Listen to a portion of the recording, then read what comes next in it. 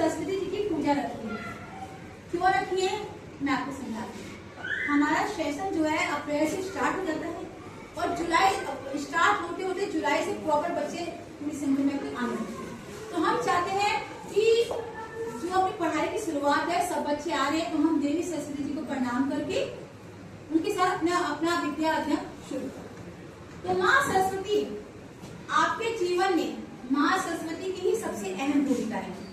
आप देवी देवता बहुत सारे, लेकिन आपके जीवन में सबसे महत्वपूर्ण स्थान किसका है? माँ सरस्वती। ये केवल ज्ञान की देवी नहीं है, ज्ञान की देवी है, विद्या की देवी है।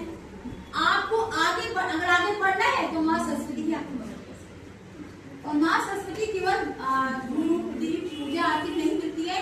ये बुक है, ये किताब है, ये ज्ञान है, ये ज्ञान की माँ सरस्वती। ठीक है, जब आप ज्ञान प्राप्त करोगे अपने आप खुद ही महसूस करोगे मैं चेंज आ रहा है। आप देवी विद्यालय आइए, आपको बच्चे गरीब तबके के आते हैं, आप लोगों को बिल्कुल निःशुल्क शिक्षा है। आपको विद्यालय आना है, बस आपको ये करना है, आपको विद्यालय आना है और रोज आना है। डेली आप विद्यालय आइए, आप विद्यालय आइए, आप खुद देखेंगे कि आप में कितना अंतर है। जब आप पहले दिन आते हो बेटा तो कुछ बच्चों को बोलना नहीं आता, कुछ बच्चे को ठीक से लिखना नहीं आता, अक्षर प्रॉपर ढंग से नहीं बना पाते ना। तो आप डेली विद्यालय आओगे तो कुछ ना कुछ तो सीखोगे, जो आप ज्ञान अर्जन करोगे। वही माँ सरस्वती की पूजा है।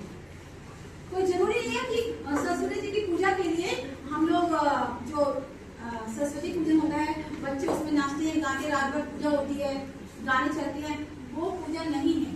पूजा बस इतनी है कि आप टाइम से विद्यालय आइए, घर जाइए, बुक्स को पढ़िए, ज्ञान अर्जन करिए। वही असली माँ सरस्वती जी की पूजा है। ठीक है, विद्या हमें बेटा केवल ये नहीं सिखाती कि केवल आपको पढ़ना है, बस एक जिम्मेदारी पूरी करें, नहीं। आपको पढ़ना है, आपको जीवन में बहुत आगे बढ़ना है। एक पढ़ाई ही है जो आपके जीवन की दिशा बदल सकती है।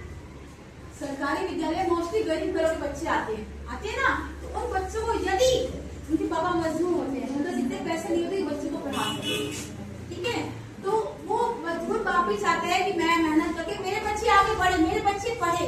तो उसके लिए आपको खुद से मेहनत करनी पड़ेगी। अगर जीवन में आगे बढ़ना है तो आपको पढ़ना ही पड़ेगा। एक पढ़ाई ही है जो आपको जीवन में बहुत आगे ले सकती है, आपके सपनों को पूरा कर सकती है। तो सपने देखना अच्छी बात है, सपनों को पूरा करने के लिए मेहनत। सपने तो वो है बेटा जो हमें सोने ही नहीं देंगे। सपने तो वो है जो हमें सोने ही नहीं देंगे। आप ये सोचिए, जिस वक्त आप खेल रहे हो या जिस वक्त आप सो रहे हो, जिस वक्त आप अपनी एक्टिविटी कुछ फालतू टाइम में फालतू एक्टिविटी में समय बर्बाद कर रहे हो, उस समय एक बच्चा पढ़ रहा होगा। जिस समय आप अपना समय बर्बाद कर रहे हो उस समय एक बच्चा पढ़ रहा होगा। वो जब कंपटीशन देने जाएगा, परीक्षा देने जाएगा, आप सोचिए आपका नाम आएगा तो उस बच्चे का नाम आएगा, उस बच्चे का नाम आएगा, उस बच्चे का नाम आएगा कि जो बच्चा मेहनत करेगा उसी का नाम आएगा। तो पढ़िए, अपने समय को बर्बाद मत करिए और केवल पढ़ाई मत करिए, एक्टिविटी भी करिए।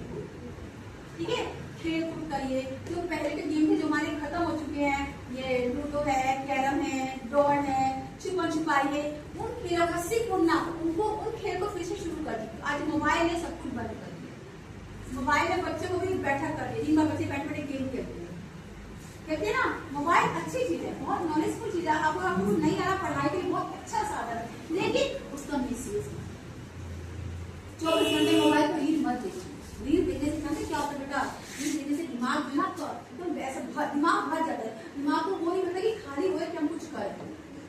ठीक है, एक्टिविटी करिए, रस्सी घूमिए, जो आपको काम आता है। आपको पेंटिंग आता है, आपको सिलाई आता है, आपको कढ़ाई। 24 घंटे मत पढ़िए, अपनी एक्टिविटी भी करिए। AI का जमाना है, क्वेश्चन के आंसर आपको AI भी दे सकते हैं। और एक टीचर का बस काम करना क्या है? पढ़ाना नहीं है। टीचर का काम है कि बच्चों को मार्गदर्शन करना, बच्चों को आगे बढ़ाना, बच्चों को मोटिवेट करना। हमारा बस यही काम है, क्योंकि जो क्वेश्चन के आंसर है वो बच्चे आजकल AI से दे सकते हैं। ठीक है, आप दे सकते हैं AI से। तो आप लोग केवल पढ़ना है, मोबाइल का यूज कम से कम करना है, केवल पढ़ाई के लिए करना है, थोड़ा सा मनोरंजन